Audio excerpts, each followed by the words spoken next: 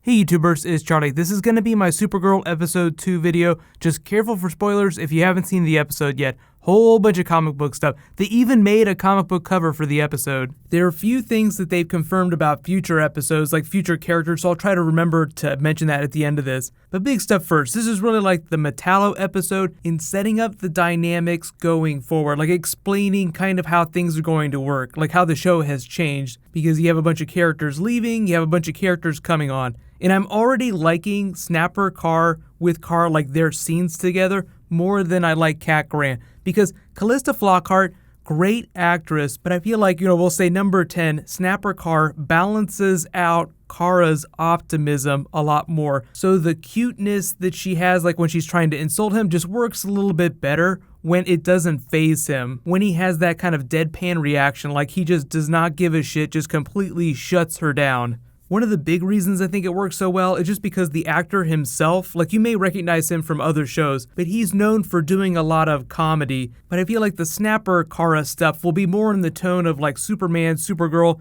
Daily Planet that you're used to hearing, more of like a Perry White relationship. So number 9, other big team up you probably noticed in the episode was Winn and Alex. You can probably expect them to use him in a Cisco type way, someone who's just really excited to be there, just absolutely down for anything, whereas like everybody else takes it super seriously. So I feel like they had really good energy. Martian Manhunter, like, when he's like stomping his foot, being all pissed off at Superman, like that didn't work for me so much. But number 8, the big like super bro down they almost had, like Martian Manhunter versus Superman. Winn said it all, like it was the perfect reaction. Oh my god, this is terrible. Oh my god, this is amazing. The reality of that situation is that Superman technically is more powerful, but it seems like this version of Martian Manhunter on the TV show is just way more hardcore, so I wouldn't be surprised if he came out on top, because he does have like phasing abilities that Superman doesn't have.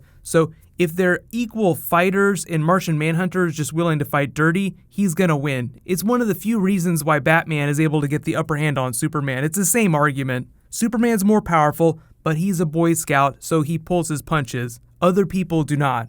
But number 6, Dean Cain name drops. So they kept mentioning Alex and Kara's father. The things they said confirmed that he was still alive, but like they say, you should remember him how he used to be, not how he is now. So everyone's like, hey, wait a minute. Does that mean they're actually going to do the Cyborg Superman thing? The John Wesley ship, Jay Garrick, Flash in the classic series to another Flash costume in the modern series. So like Dean Cain's Superman to another Superman costume persona via Cyborg Superman. That would be amazing. That's not confirmed or anything. They haven't said anything about Dean Cain this season, but they mentioned him so many times within the Cadmus Labs storyline this week that he just has to show up in some big WTF twist. And what's bigger than Cyborg Superman? So just open up a tab in Chrome for that. It just feels like it's too big for them to reveal this soon. So I'm expecting a Dean Cain reveal, like whatever it is they've done with him, for us to learn about that as we head into the mid-season finale. But number 5, Promethium. If you don't know what this metal is, they're kind of using it like adamantium on the TV show, but it's an actual special metal from the DC universe that only exists in this limbo state. The only real times it's shown up though was during the Blue Beetle classic comic book, like the Ted Kord Blue Beetle comic book, in the old school New Teen Titans. The big twist is that the metal has regenerative properties, so theoretically they blast Metallo, the metal parts would just heal themselves. The metal exoskeletons that you saw Supergirl, Superman wearing, that you might recognize as being like Superboy Prime's Anti-Monitor armor, was just stuff left over from season 1. It wasn't actual like the same Promethium metal. And if you've only seen this image of Superboy Prime, you haven't read the comics, you don't know like what this is made of. So the Anti-Monitor is this super powerful being from the antimatter universe. He has special armor that he wears. Superboy Prime reverse engineered it to help him absorb solar radiation even faster. There have been other versions of people like Metallo that have cores of kryptonite that just do different things. Reactron is like another big one that showed up during the new Krypton storyline. They're basically like cybernetic beings powered by kryptonite, powered by things that can hurt or kill Kryptonians. So at the end of the episode, if it wasn't clear, they didn't kill these two Metallos, especially John Corbin. Like, you want to keep him on so that he can come back looking even more freakish in the back half of the season. And of course, the iconic Crisis on Infinite Earths Death of Supergirl cover. They even released this comic book version like they did last year for The Flash. They had the comic book cover for the Supergirl crossover. Every once in a while, they do this for certain episodes. I'm expecting them to do it for the 4-night crossover too with the Dominators. But number 3, Cat Grant is leaving the show. You may have known about this during the summer. They announced that Callista Flockhart just wasn't going to be making the move to Vancouver with the rest of the actors and the crew. So, like, they moved the show to Vancouver, so a lot of the LA actors that they had guest star or were in season 1 will not come back, with the exception of, like, the really big ones.